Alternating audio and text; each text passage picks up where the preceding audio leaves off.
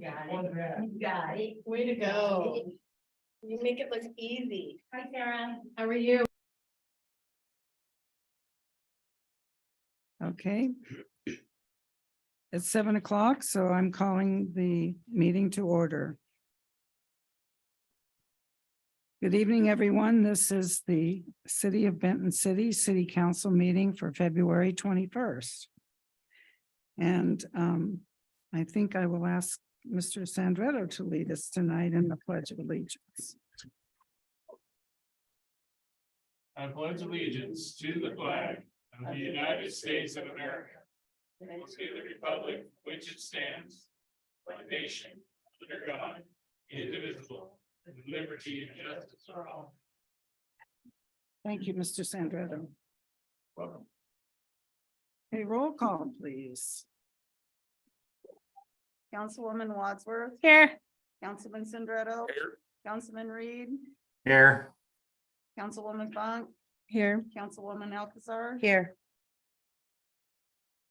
Okay. All accounted for. Good. All right, the next item on the agenda is the approval of the consent agenda, which includes the regular council meeting minutes for February 7th and the bills and communications. Madam Mayor, can we please remove the bills and communications for discussion? Yes, you may. Thank you. Okay, so then we'll entertain a motion on the regular council meetings for February 7th. Motion to approve regular council meeting minutes from the 7th. Second. Second. All right, I think Sarah beat you to it, Bill. She did. Sorry, Bill. Quick. Gotta be quick tonight. And all in favor, please signify by saying aye. Sandra, do I? Wadsworth, aye. Funk, aye. Great Alcazar. eye. Damn. And we got Alcazar. aye Alcazar, as aye, well. yes. All right, thank you. The minutes are approved. So you wanted some discussion on the bills and communications. Yeah, I think, I know we have a short agenda for tonight. I think the chamber agreement will be a theme though. So I wanted to talk about the invoice that's in here, check number 32348 in the amount of $8,625. I understand we don't have an approved contract, although we do have a budgeted amount for the chamber contract. So there'll be more discussion about that later. But I'm wondering if, since it's for the fourth quarter, I just want to confirm that it can be paid. Yes, Yes. we have decided that legal team needs a little more time on the new contract, clarify some terms. But since the check that was written is for the fourth quarter, when we were under contract, we can pay the bill. Super. Then I have a follow-up question. So the amount of the invoice and check is for $8,625. The amount of the contract for the one-year term that was executed March 1st of 2022 is for a total of $11,625. I just wanted to confirm that it was expected that the fourth quarter invoice was less than the other invoices during 2022. So they're not pro rata. That's correct. Yeah, so we invoice for the community events typically on quarter three for the remainder of the year. So that's why you don't see anything. Could you speak up? Excuse me, Dakota, would you please? Come on up to the mic. Dakota.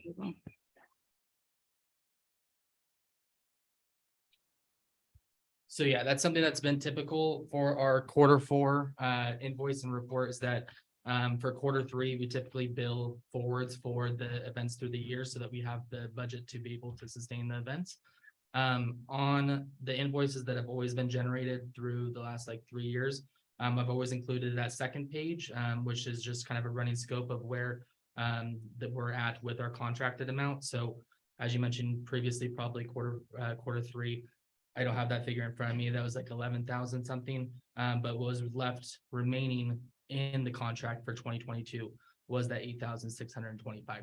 And that's why that was the invoiced amount to fulfill the remainder of the contract. Super. Thanks. I don't have any other questions about the bills and communications. Okay, so I will entertain a motion to approve the bills and communications. Motion to approve the bills and communication as read. Second. Okay, all in favor, please signify by saying aye. Sandra, I. Wadsworth, I. Reed, I. Plunk eye. Alcazar, I. Okay, motion carries. Thank you.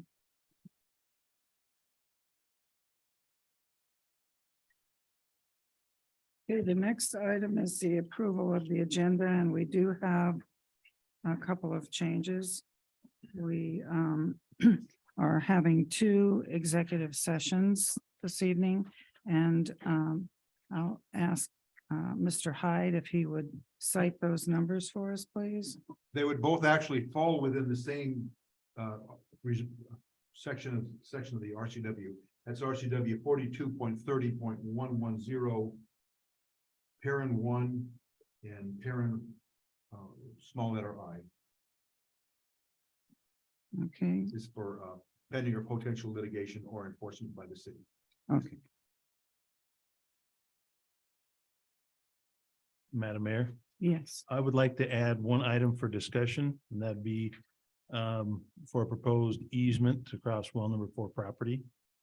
okay. And that would be item I2. I2. I2, yes.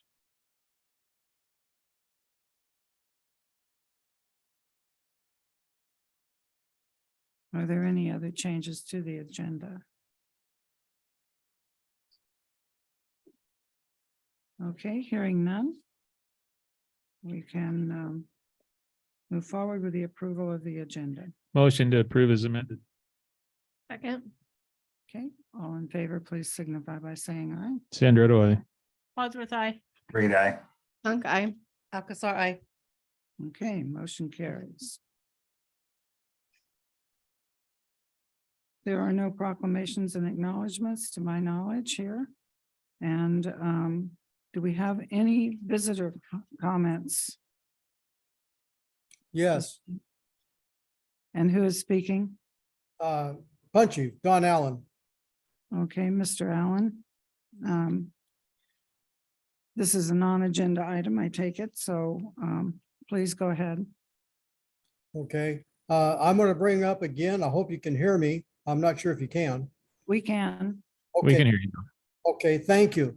What I'm gonna bring up again is my short plot. That's still an issue. It's been going on for years. I still, after one thing and one thing only, I want to be able to sell my lots. The city is not allowing me to do that unless I go ahead and develop the lots. As a developer, if I was a developer, that's what I would be doing, but I'm not. All I want to do is sell them. And I'm being denied to do that. So now I can't do anything. So everything is just kind of sitting low and nothing happens. And so I guess resort to sell the acreage itself. If I sell the acreage, it is worth a lot less than it is for 4 individual lots, which there is 4 individual lots, but they're not recorded. And I do have irrigation water lines on each and every lot that I paid for. I also paid for doing a boundary adjustment, which was $14,000. I paid another thousands of dollars to get the irrigation water in, and I'm only after one thing, and that is to sell the lots. I do get people calling me wanting to buy them, but the city is not allowing me to do so unless I develop them. I am not a developer, nor do I want to be. I just want to sell them, and I'm being denied to do that. So the letter that came from ABHL that some of you have noticed and have read, it's got everything in there says that I need to follow procedure of what they want done and all the 15 things that need to be done. If you would take one item as an example, is the sewer taps, which they were saying I needed to do, which, okay, if that's the case, it is required by the city to provide a parcel number so you can go ahead and apply the application for the sewer tap. I cannot do that because the lots are not divided. So if they're not divided, you can't do that. And that goes for everything that is they want me to do. The lots have to be divided in order to proceed. I cannot proceed if those lots are not recorded. And Mr. Allen, we have turned this over to our new planner to see if they can come up with a solution for you. So that was just done like a week or so ago. You'll have to give them a little bit of time to take a look at your property. I understand they met with you. Is that correct? yes, we have met and I did talk to him again. I've been working with him. I think he understands the situation.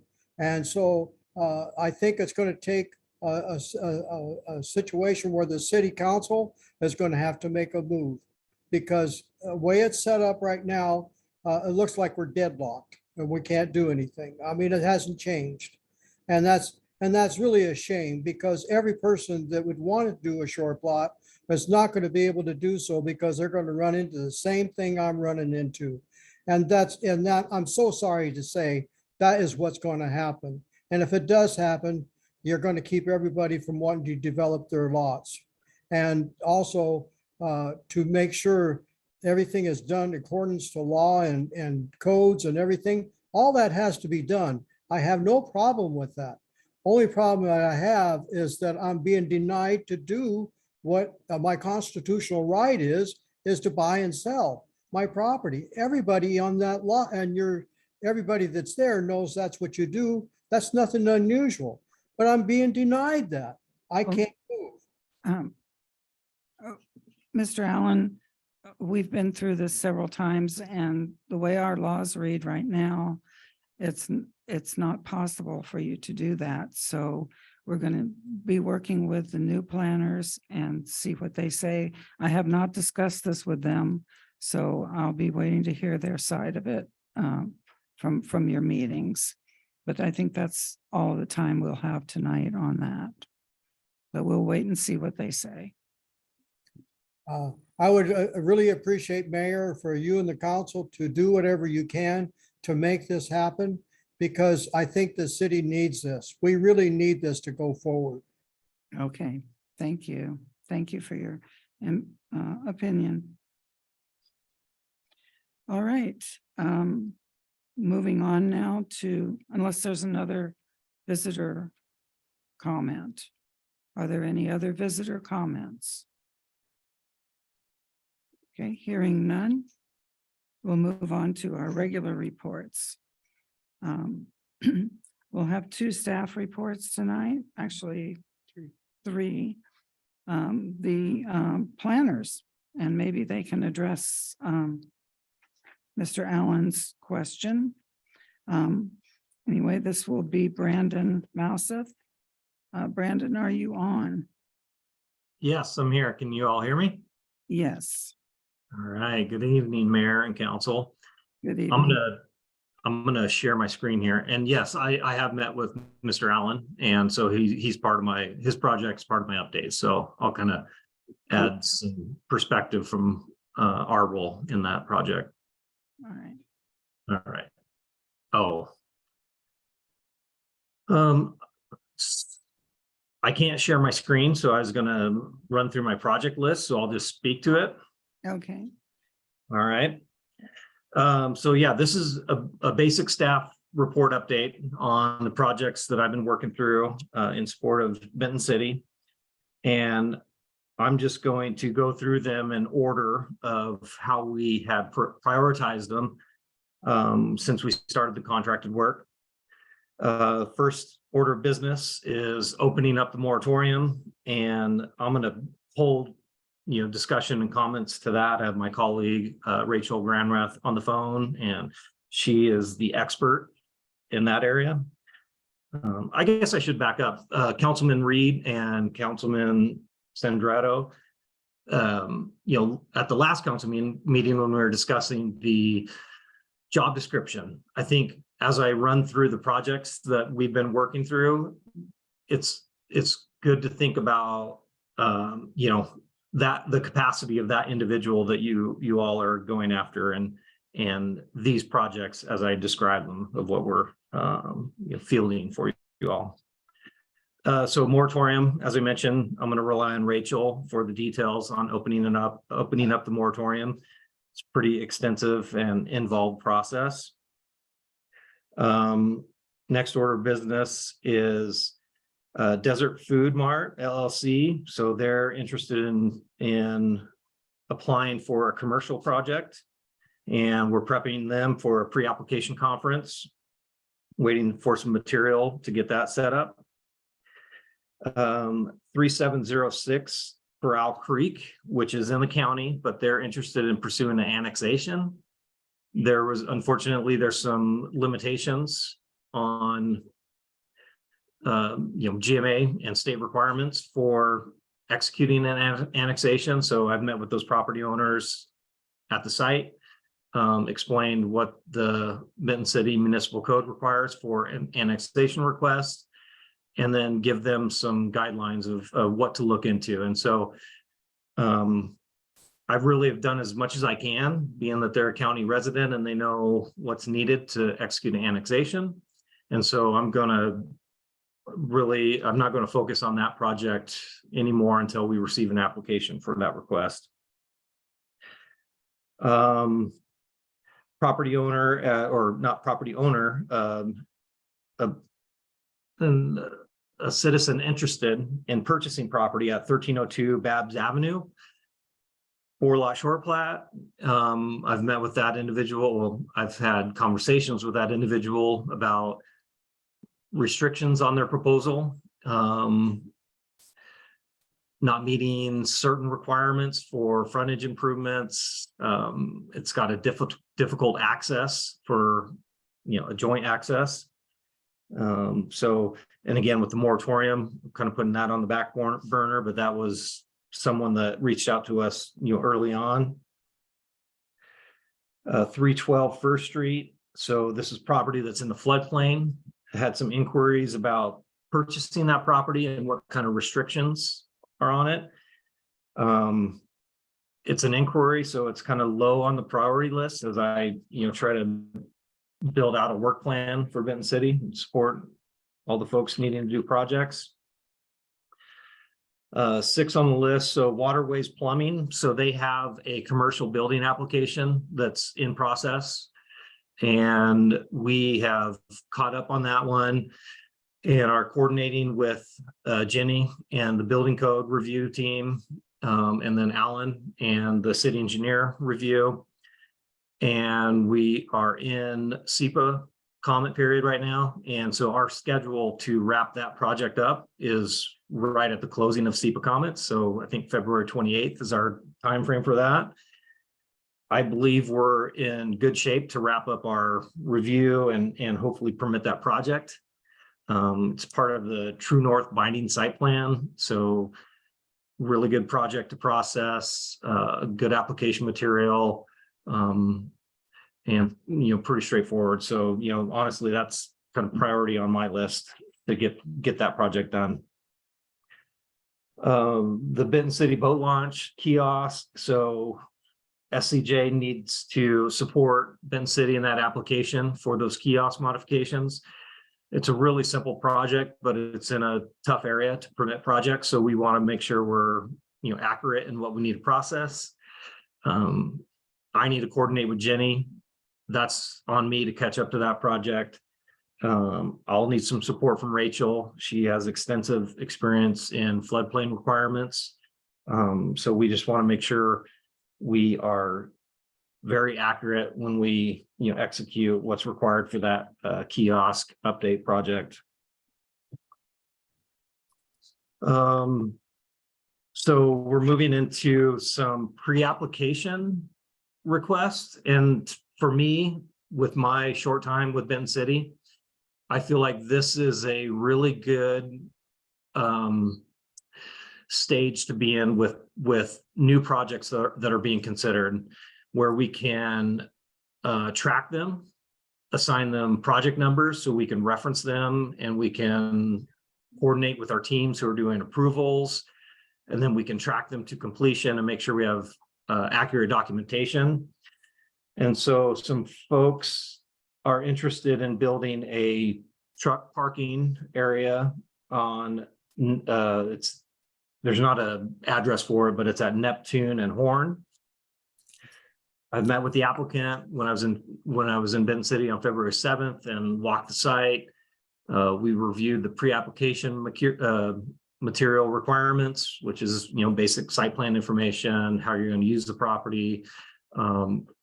Help us support the applicant with better information so they can submit more prepared and easier on them and easier on us. So I want to make sure I'm synchronized with city staff to where we can get that project into the pre-app and then chase it through all the administrative requirements. Next on my list is Mr. Don Allen, 101 East 7th Street. I know you're all aware of his project. Mr. Allen had reached out to me asking for some support to get his short plat recorded. This was started in 2021 prior to the moratorium. The previous consultants had completed some extensive work on it. I met with Mr. Allen on February 7th, reviewed his project submittal materials. He provided the letter from AHPL on conditions for approval. Unfortunately, from my professional opinion on that project, is there are some conditions for approval that require frontage improvements, connection to utilities, to set each of those lots up with infrastructure that would, support the recording of the short plat, so those lots could be individually sold. I don't really know what to do. I feel like we have done a lot of research on that project. We've met with the applicant. We've reviewed AHBL's correspondence that was on Benton City letterhead. And it outlines the conditions for approval. And those need to be met before the short plat can be recorded.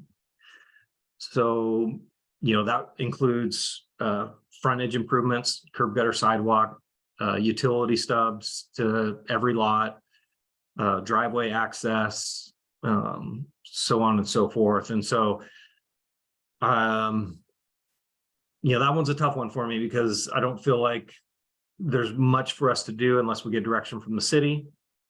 I am sympathetic to Mr. Allen. I can sense his frustration. He's been extremely pleasant when I've met with him. Very appreciative of our interest to try to help him out. And so unfortunately I feel like I'm kind of at the end of what I'm contracted to do on Mr. Allen's project there. Most recently, so over the last couple of weeks, and like I mentioned last meeting, there's a lot of interest in projects in Benton City. And so some recent projects that have come up, 308 9th Street, some pretty simple residential permits to construct.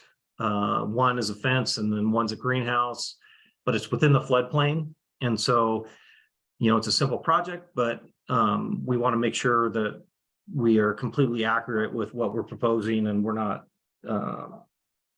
putting that property at risk or Benton City at risk for any kind of, floodplain approval process and projects.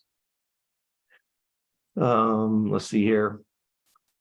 Another one that's recently come up, 1108 Grace Avenue, carousel modular classroom proposed. So some modular classroom units are proposed to be installed.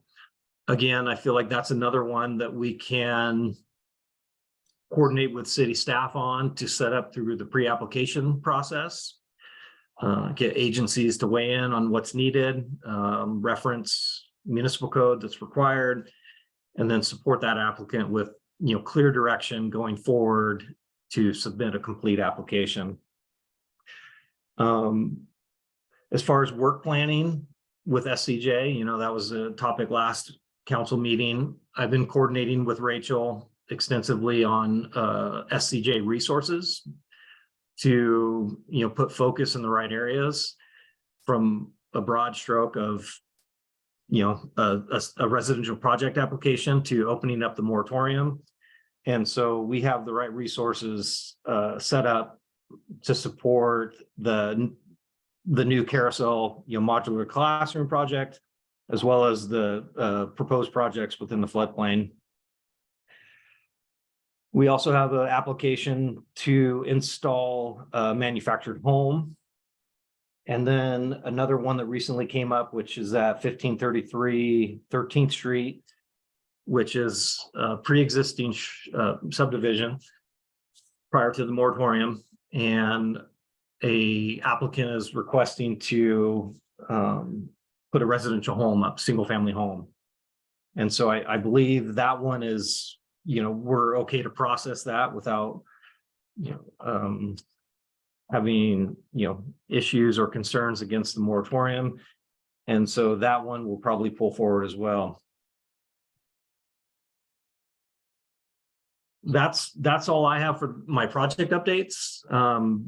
As I mentioned, Rachel Granrath is on the phone. She's really leading our focus on supporting the moratorium. So I think we can table any of those conversations till later. But this time I'll take any kind of questions or comments.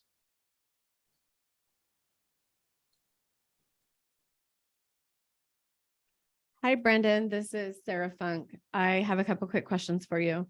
And first of all, thanks so much for the update. I think it was really informative.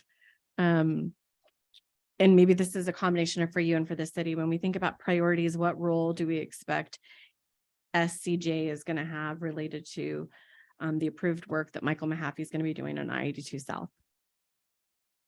I'm sorry, I didn't hear all of that. Yeah, so we approved during the last meeting for Michael Mahaffey and his team to work on building guidelines related to I-82 South.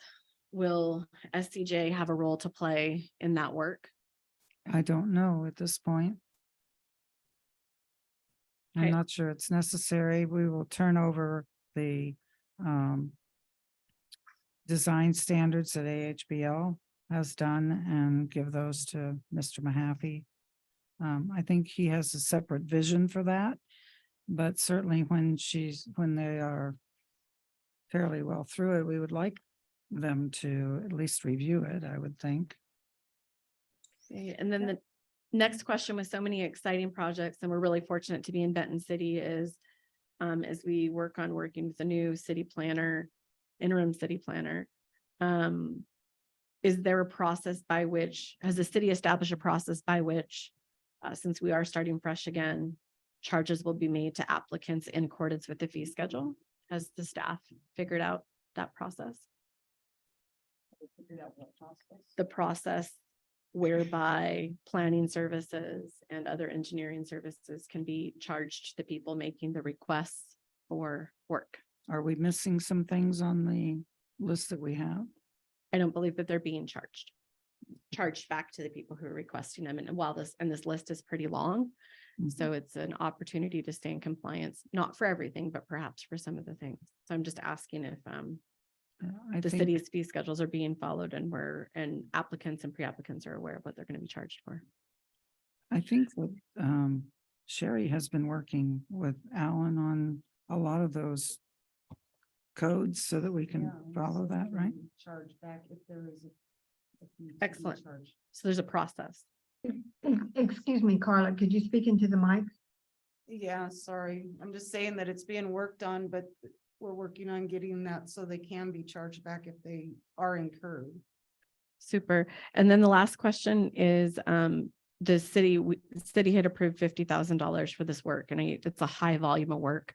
Will we get early warning when we get close to that? I know we're only a month or 6 weeks into it, but there's a lot going on. And how should we think about that while we're working to look for a planner? As far as the burn rate for the $50,000 to make sure that we're Notified ahead of time. notified ahead of time. There's a lot of work to be done. Yes, there is. I don't know how close, I don't know. I mean, like, are we going to hit 50,000 by April 15th? I think we'll have to leave it to the planners to let us know when they're running short.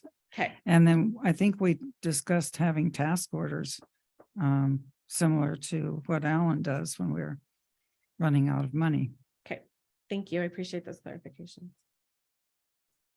I can provide a couple comments to that because I've been thinking about that very thing of how to track and how to, understand priorities and then transfer like development review onto applicants and stuff. So I totally appreciate it.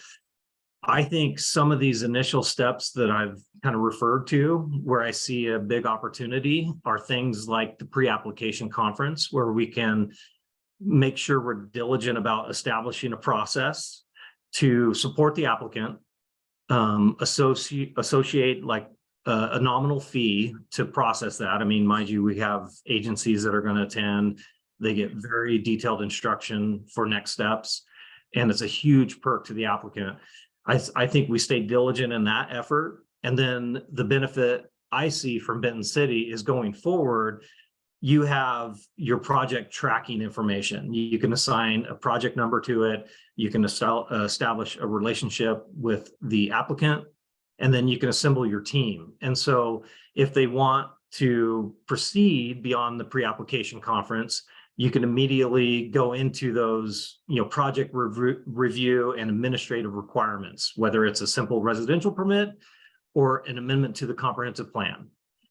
And then the council, I feel like with Rachel and my recommendations, can start to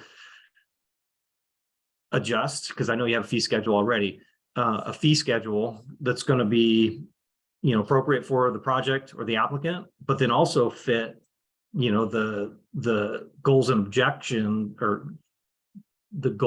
and objectives that the city has through like your comprehensive planning efforts to support things like design standards and, sub area plans. So, and I'm very conscientious of our budget with Benton City. And that's why tonight I wanted to take a minute to kind of elaborate on priorities where, like, I would love to sit down with Mr. Allen and help him figure this out. But unfortunately, I think I've done as much as I can, and I need to probably move on to other things. And I think that's kind of a perfect example. So hope that helped. Sorry, I'll be quiet now. Okay. And then Rachel, will you be discussing your part? I see you on there now, so. Hi, can you all hear me? Yes. Hi, nice to meet all of you on council virtually. I'm Rachel Granrath. Brandon and I work really closely on your project. And so I've been a little bit behind the scenes helping him out. So, but I am actually leading your moratorium side of things. And so I am hoping you got our updates. I'm sorry that they were sent so late in the day, but I wanted to get that to you in advance of our meeting so that you had something in front of you to discuss. I believe it looks like you have it because you were referencing it. Is that correct? No. No. No, you don't. Okay. Well, I can walk you through kind of the high level here on your moratorium. As you know, you enacted this back in May of last year, and so you can extend for an additional 6 months. And so we're at May 17th of 2023, which is when your moratorium ends. And so I wanted to get you an update tonight on kind of where we're at. We're in the process of looking at those codes and amending them. I've had discussions with the mayor on where you're looking to go with some of these amendments that AHBL already put together. So it's not a super heavy lift. And so we'll put those code sections together, and I am planning to get you a draft by March 7th at that next meeting. That's coming up here for council. Moving forward, there's a fairly lengthy process we have to go through, including a 60-day notice of intent through the Department of Commerce. And then we have to bring this to your planning commission, as well send out to agency review and notice in addition to Commerce. That includes SEPA and all that fun stuff. And then we hold a public hearing before you as the council body, and you're the decision makers on the code amendments side of things. So really there's a procedure for us to get the notice out. If you have any amendments at the March 7th meeting, that's when we're really discussing kind of that push and pull with the code changes that we're looking at. And then again, we have that public hearing and ordinance decision at that May 16th meeting to really get in front of that March 7th or May 17th expiration on your moratorium. So right now, I know you have the moratorium, which extends to basically any new residential builds. So those are subdivisions, short plats, anything that's unvested in building permits for single family homes and multifamily residents. So that applies to a lot of things right now. And so we're trying to get your code right so that when the moratorium lifts, you are sitting in a good position for development that you'd like to see in Benton City. So I'm happy to answer any questions on that side. And I'm happy to talk about code or anything else you'd like to talk about.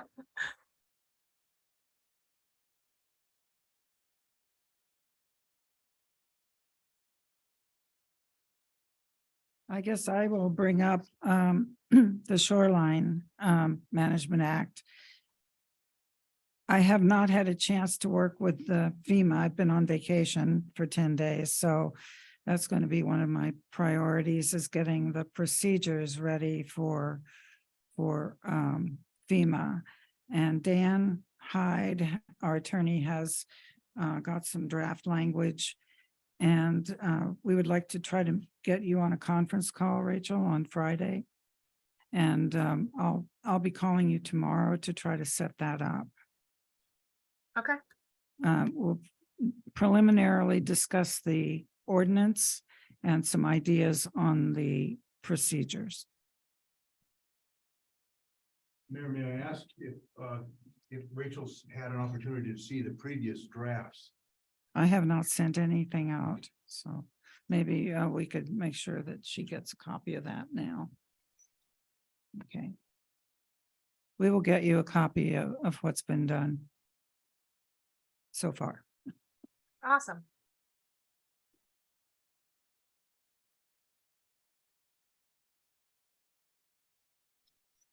Okay, anyone else have questions? Okay, hearing none, I guess you're off the hook. Thank you. Thank you for a good presentation. Appreciate it. Okay. So our next item is 1B code enforcement. Jenny McComb. At the first meeting of the month. Oh, Yeah, I just did it on Saturday. oh, okay. So this one is deleted. Right. Excuse me, Mayor, I couldn't hear what she said. She said that she already did her meeting for the month and the first meeting of the month, and she will continue next month, but there's no meeting tonight or no presentation tonight, and she asked it to be stricken. Okay, thank you. Yep. Okay. Are there any committee meeting reports? I attended Good Roads Committee, functioning as the vice president this year. We had a presentation by JUB Engineering, presenting a bunch of the projects going on locally. If anybody likes Steptoe and Tap Heel area, they're going to be doing a bunch of construction there in the next couple of years, so enjoy that. Yeah. There was some discussions about the overpass coming along in Pasco and some of the other big projects, such as Highway 12, but nothing significant other than I think. Oh, yes, that's a good one. What was that? Before I move on to what I was going to say, they're going to be removing the roundabout at Bombing Range and Keene, putting in a traffic signal. Really? Yes. I believe it'll be safer, and with the increase in traffic they anticipate with development, that'll be a better deal. But they wanted to assure everybody that they understand everybody loves roundabouts, so they're going to put 5 on Van Giesen. Oh, no. They've already got one. Yeah, They're tiny. As they take that Red Mountain interchange money and reappropriate it to their road, Van Giesen, going to the wineries, they're going to put in 5 roundabouts for different intersections along that. So Interesting. it's also going to be set up as a complete streets program with walking paths and bus stops, and Transit's fully on board with that. But one thing that Todd Trepanere from WDOT did vocalize is that the state of Washington isn't going to fund any new projects probably this term. So that's a 2-year cycle of funding. And the reason why, and Alan may be able to speak to this when he talks tonight, but they can't find engineers to engineer the projects.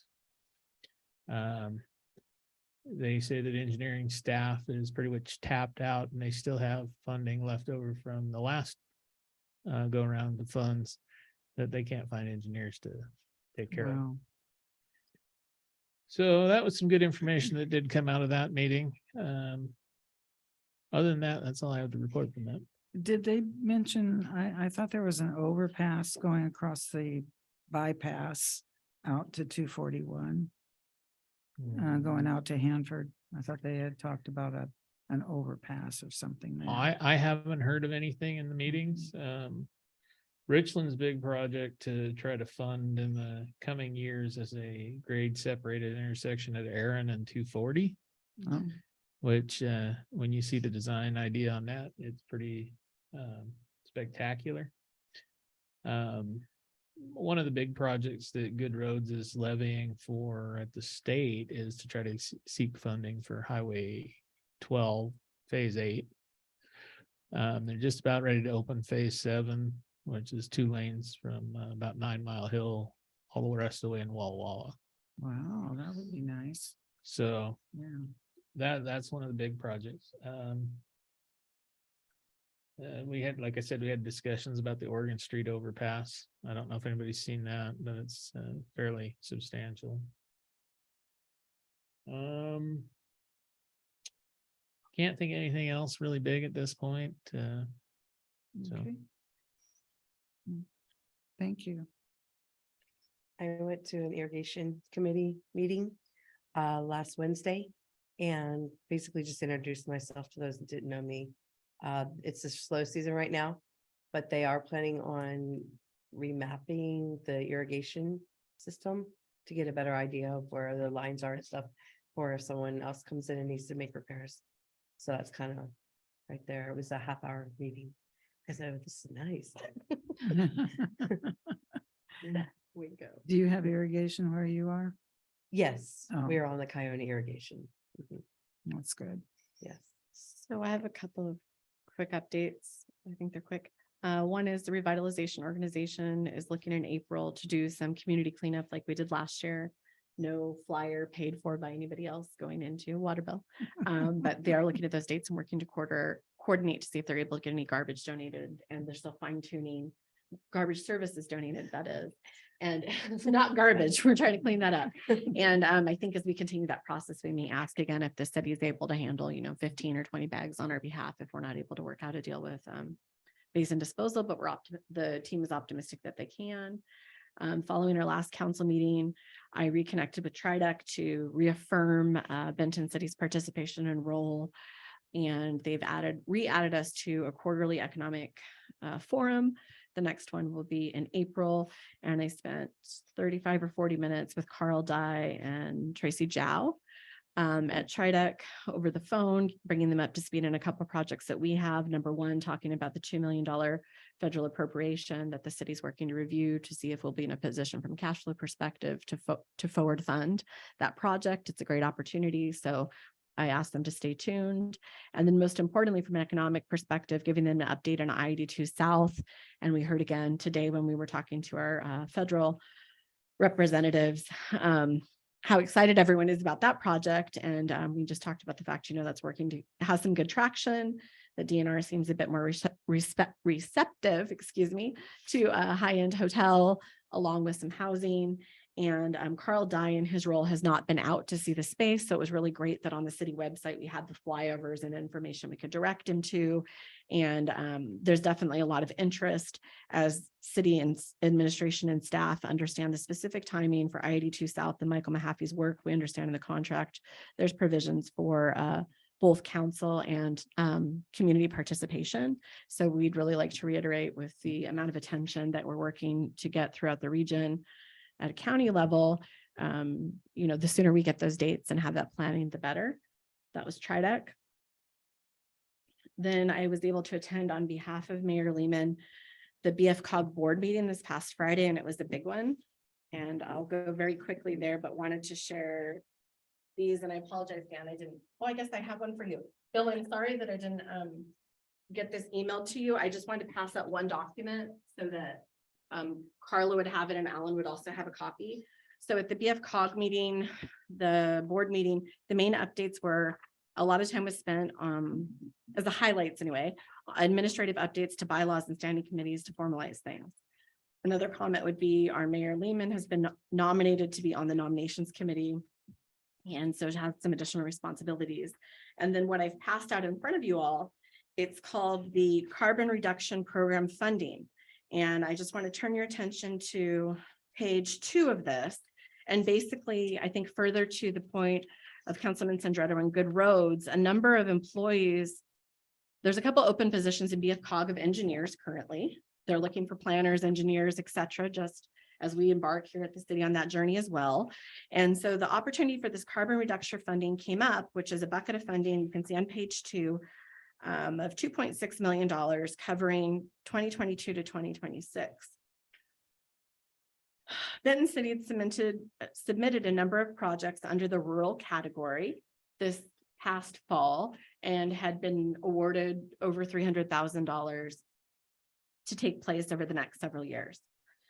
As this money came available for 2022, you can see that $113,000 under the rural category is up for funding.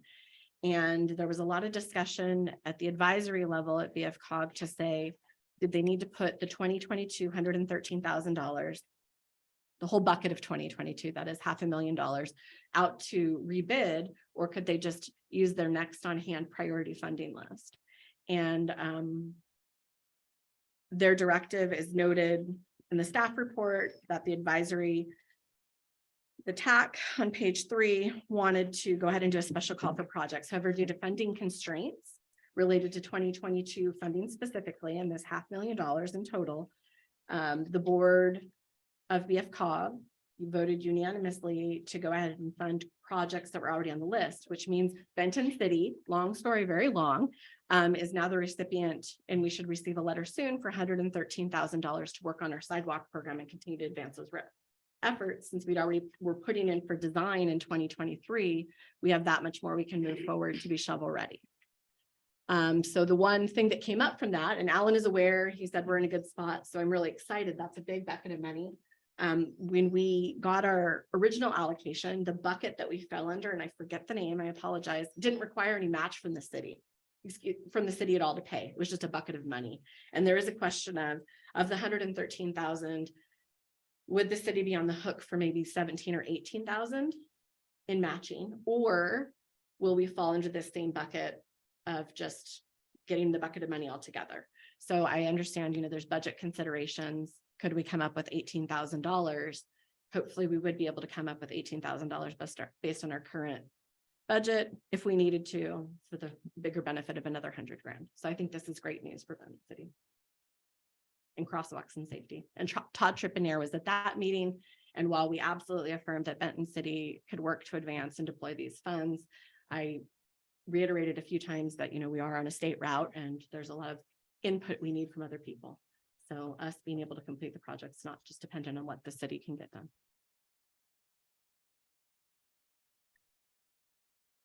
Did you want to cover the meeting we went to this morning as well? Yep. Okay. And then today we had our meeting, Mayor Lehman and myself, with BFCOG and also our federal representatives. I think the highlight of that meeting, they actually had a bunch of questions about, like, was our comprehensive plan exactly where it needed to be? What's on our website has some of it, but there's some verbiage that looks a bit old, and they've had some specific questions that ties into funding opportunities that could come up. They also, Murray and Cantwell have already released their CDC applications for opportunities for federal funding. I don't want to speak on behalf of the mayor, but as a council person, I think that we have some more work to do to make sure that we're ready to manage the funding that's been appropriated in project management before we make more requests for funds. However, I do know that there's a lot of money out there that could become available to us for a number of different projects. So it's exciting as the city continues to embark on the journey. Thank you. Thank you. Okay. All right, it's time for the sheriff's report. Commander Clark. Evening. So my part will not be that long. I'm Commander Matt Clark with the Sheriff's Office. I will be reporting on the stats for January of 2023. We had 227 calls for service in the city, which out of those 227, we had 26 case offenses, which that's really good. We want to keep our case offenses low in the city. Deputies did write or issue 15 infractions for the month in the city. So we're out there again, being proactive. We haven't had any major incidents in the city. And I think that's what we all want here. It's relatively a safe city and we're gonna maintain that. I know I received an email from Jenny reference graffiti tracking and abatement here in the city. So I put her in touch with one of our detectives that we just put in the back office. His job is to help build relationships with different cities, different agencies, and helping to track different crime trends, graffiti and that type of stuff, so that we'll be able to continue to build those working relationships and work together, make sure we keep the city clean. Great. That is all I have. Any questions for Commander Clark? Good news. you. Thank you. All right.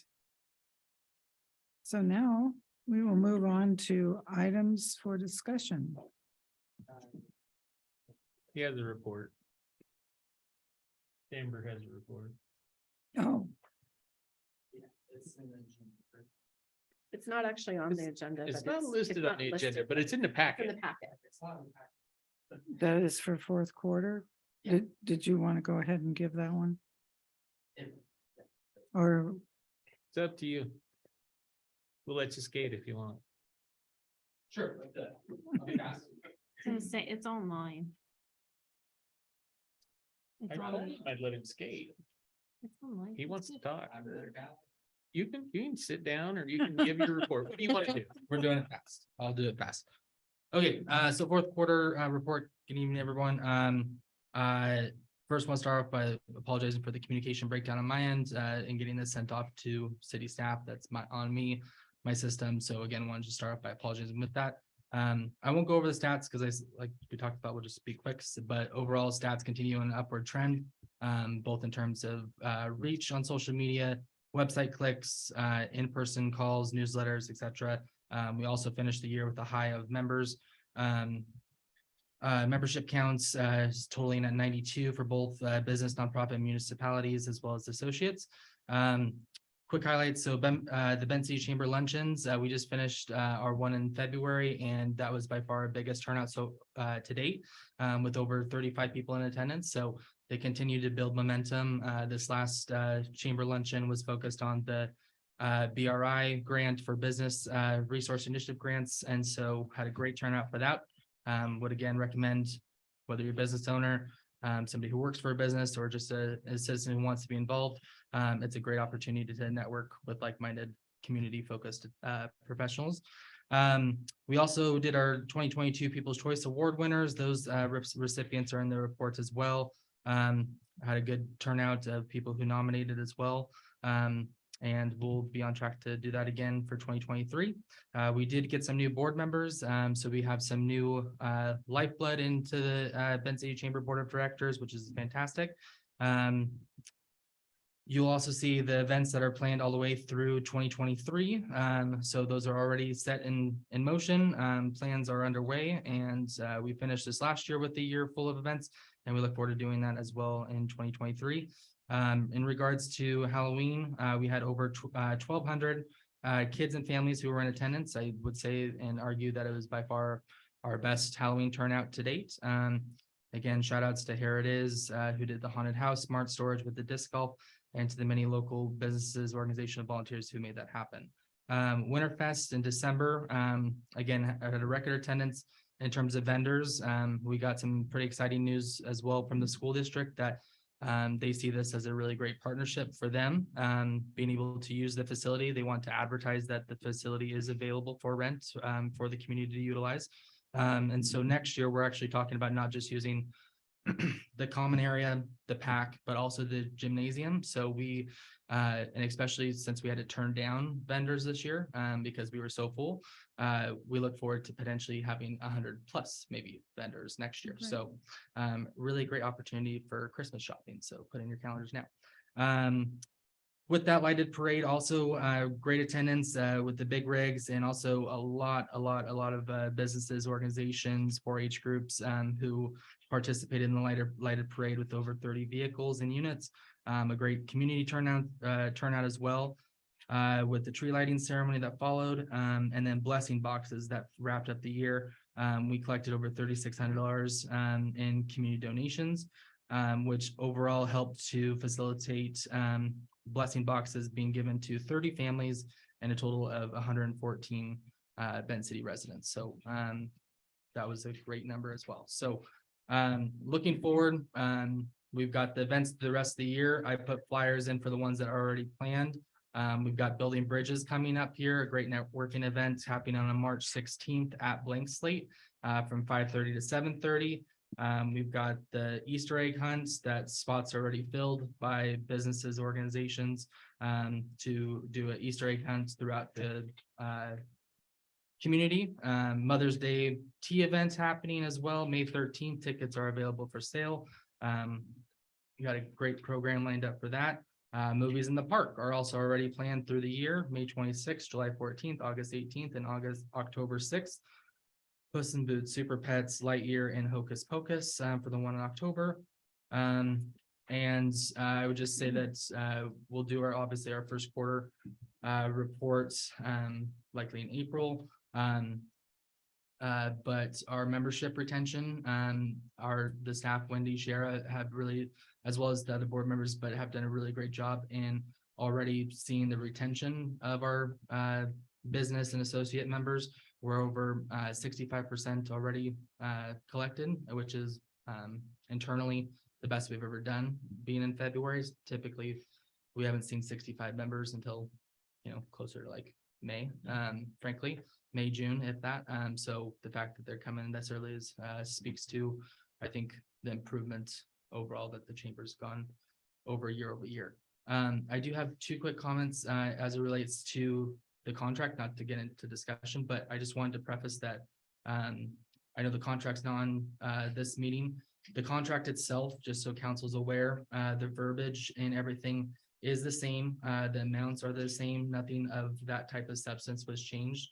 The only thing that was in red for your consideration, and if we need to take it out, we certainly, I don't want to speak for the other board members, but I think we could, but frankly, we ran into a situation in Winterfest where we had the DOT permit for the road closure to happen for the lighted parade. We had the approval to the city and Linda being at the event. We just ran into a situation where frankly, we were put in an uncomfortable position where we had the green light from city leadership, but city maintenance had reservations and we kind of got put as the middleman. And so should that situation happen, that's where this language was added, that if we have to go outside and not go through the city, that if we can seek outside contract through somebody who can assist us with road closures, that be on a reimbursement basis. So that's the only change or something for consideration. But other than that, everything else substantively is exactly the same. So if there's any questions, please answer. But yeah, that's my pastor's report yet. So Thank you so much. I have a couple quick comments, questions, if that's okay, since we're not going to be approving the chamber contract tonight. Is that okay? Okay, so Dakota, thanks as always. Really appreciate the update. Yeah. Knowing that all the 2023 events are planned, can we ask, as everyone works on approved communication, that any requests for 2023 or with proposed dates and times for streets to be shut down be submitted by the time you get your April report to us? yes, so you're talking about like for the Winterfest as an example. special events permits and stuff like that? Special events permits, and any time also that you'd like support in having the roads closed Okay. to start that process. We'd Yeah. like that completed by the end of March or at latest when your April report comes together, so that city staff can have those pre-scheduled and we can all work to avoid surprises. Yes. The other thing I'd like to ask my fellow council members, as the contract continues to be with legal counsel, for review and fatal flaws, since it's the same as other years, is if city council will consider, my fellow council members would consider extending the contract from a 1-year term to a 2-year term. That got a lot of attention last year. We worked really hard on the budget as a city, as staff and as council. And I think with the amount of work the chamber's doing in the community and the fact that they are picking at that arm and being well received, if my fellow council members are so inclined, I would be really appreciative of the consideration of having it be a 2-year contract instead of 1 to help with better advanced planning on behalf of the chamber.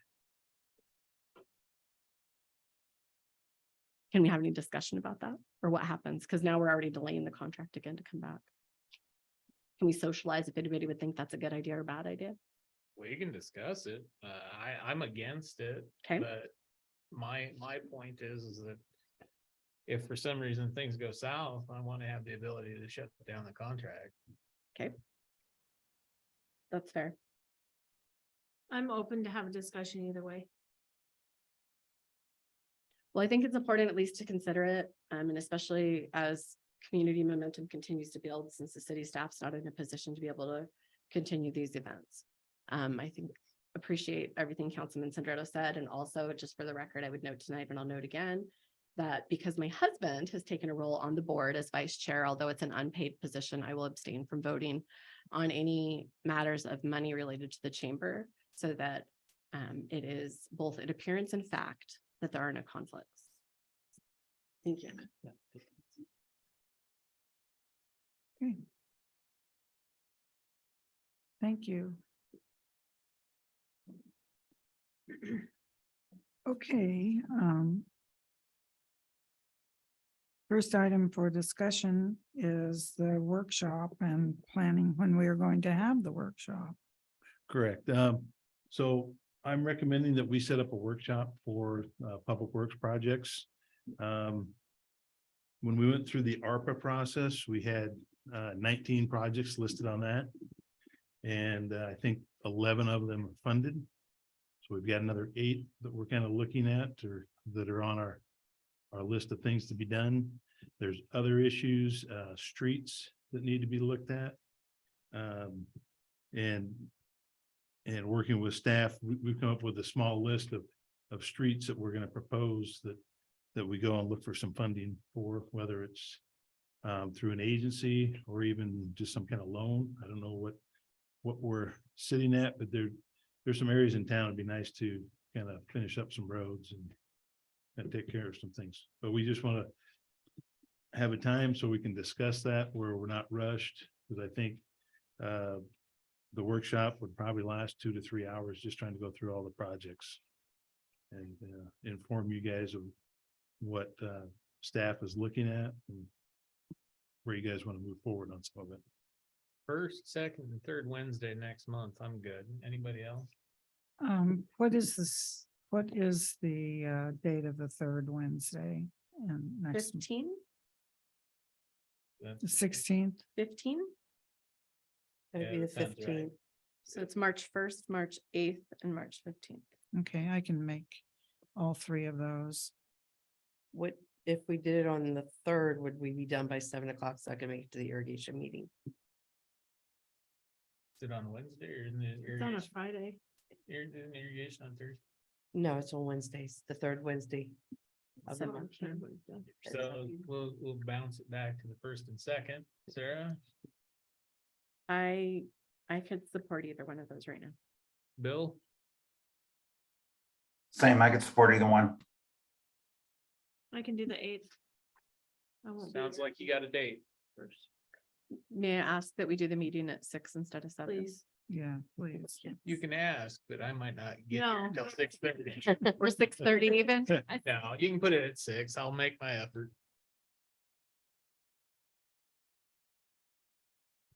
Alan, thanks for working to get this scheduled. I know that this is a Yeah. public works workshop. What's going to happen with the federal appropriation? Like, how are we going to figure out if we can accept that and how it fits in? Is that a workshop type discussion too? Or is that just administrative? I don't know at this point. Well, let's just put it on that agenda Yeah. as one of the discussion topics. And we'll just, Yeah. we don't need to include Alan, maybe. I don't know, Yeah. you know, we can. Right. but I mean, we can discuss our budget and take a look at where our budget sits.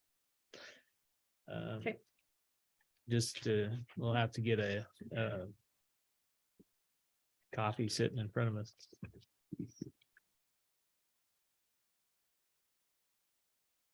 Alan, yours.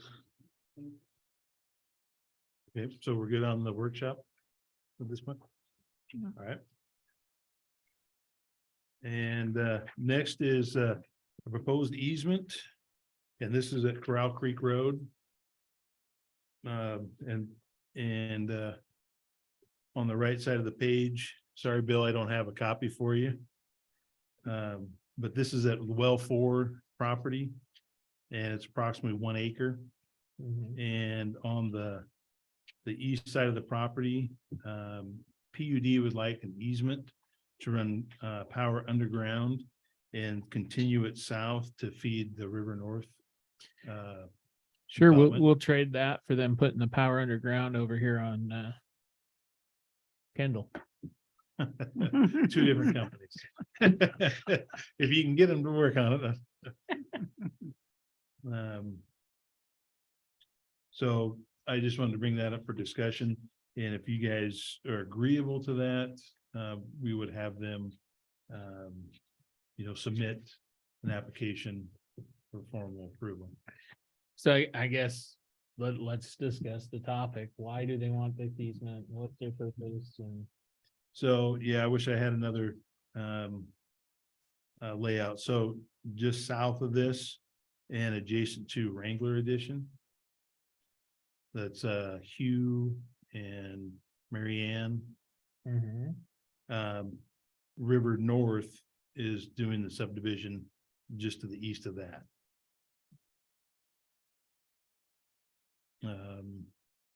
So there's what? so the old Gerard property. Yes, yeah. And Yep. they're gonna run it down an easement here, and then what are they doing with the next properties? Are they jagging or? I don't know. This is all that they proposed to me, and I asked them if it was gonna be overhead or underground. They said that they are gonna go underground. Well, So- the problem with that, it goes through everybody's backyards. If you draw a Yeah. straight line through there. Right, yeah. So it probably will go across, and I believe behind the houses that are on 11th Street. So those homes that you see it going straight towards, I think it's gonna veer off to the east a little bit more and then run down. Do you follow that? Oh, I follow it. I don't understand engineers, but I follow it. Well, Cause it would make more sense to me to run an easement straight on that other property there. As to Yeah. why they would jog it across, I don't know. I was just I can't looking answer that one. on the map right here where the red dotted line. Mhm. So they would want to take it down further this way? Yes. Yes. Okay, so there's a building right there. That's what I'm saying. They're gonna have to jog Just it kinda over and Curious how that would, that doesn't make any sense to me.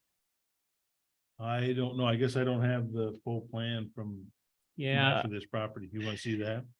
I don't necessarily have a problem with granting an easement to PUD. I don't know about the rest of the council.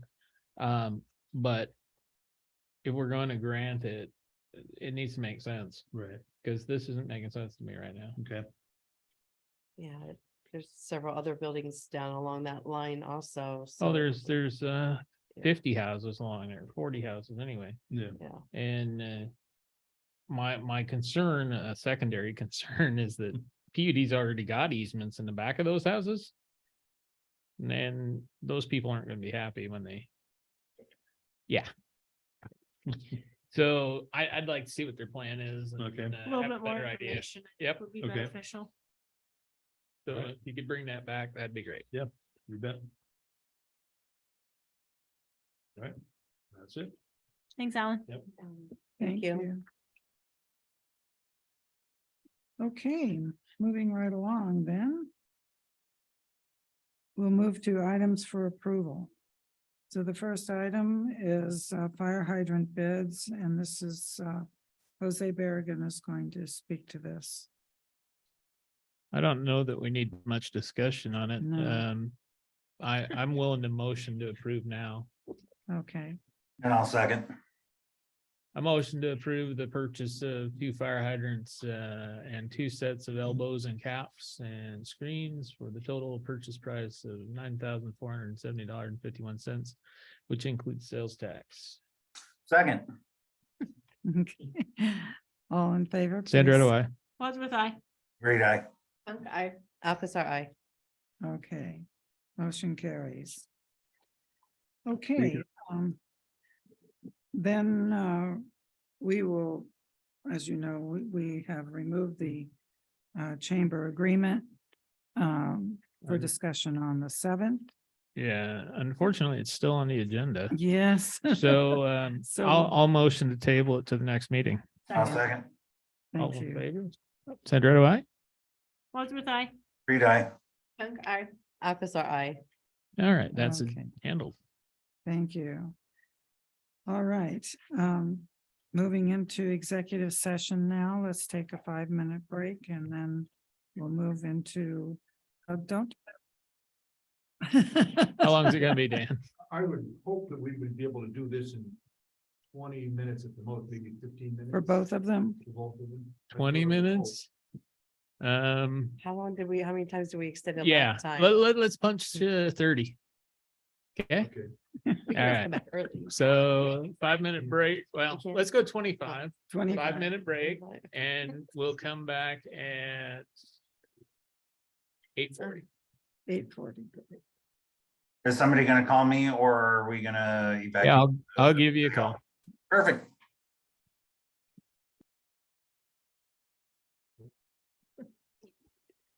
Okay, good evening, everyone.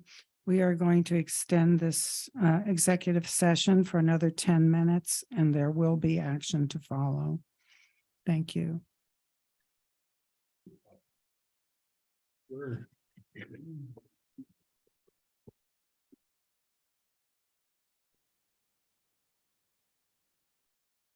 Okay, okay, Everybody's in for person here. Very big one. okay. All right, I'm calling the regular session back into order. And there will not be any action following the executive session, as I previously stated. So with that, I would take a motion to adjourn. Motion to adjourn. Second, All in favor? Aye. aye. Aye. I. Okay. Council is adjourned. Thank you.